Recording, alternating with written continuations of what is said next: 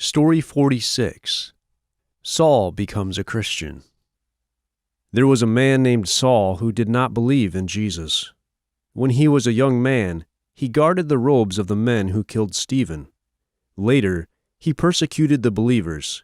He went from house to house in Jerusalem to arrest both men and women and to put them in prison. Then the high priest gave Saul permission to go to the city of Damascus. He told Saul to arrest Christians there and to bring them back to Jerusalem. So Saul began to travel to Damascus. Just before he reached the city, a bright light in the sky shone all around him, and he fell to the ground. Saul heard someone say, "Saul, Saul, why are you persecuting me?" Saul asked, "Who are you, Master?" Jesus replied to him, "I am Jesus. You are persecuting me." When Saul got up, he could not see. His friends had to lead him into Damascus. Saul did not eat or drink anything for 3 days. There was a disciple in Damascus named Ananias. God said to him, "Go to the house where Saul is staying. Place your hands on him so he can see again." But Ananias said, "Master, I have heard how this man has persecuted the believers."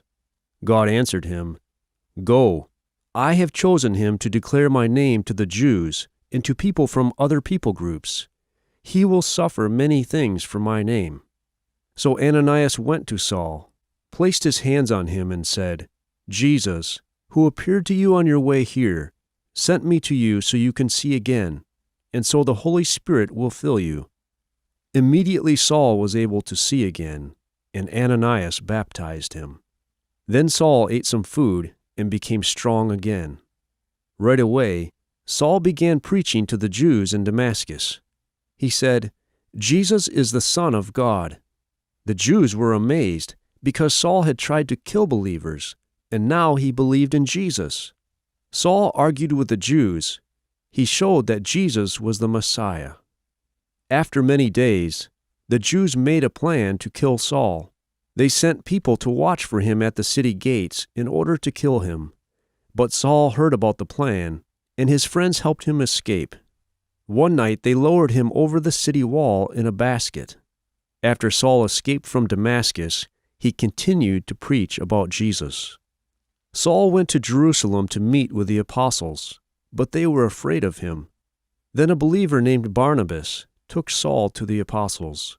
He told them how Saul had preached boldly in Damascus. After that, the apostles accepted Saul. Some believers who fled from the persecution in Jerusalem went far away to the city of Antioch and preached about Jesus.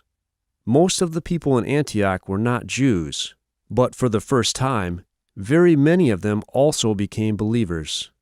Barnabas and Saul went there to teach these new believers more about Jesus and to strengthen the church. It was at Antioch that the believers in Jesus were first called Christians. One day, the Christians at Antioch were fasting and praying.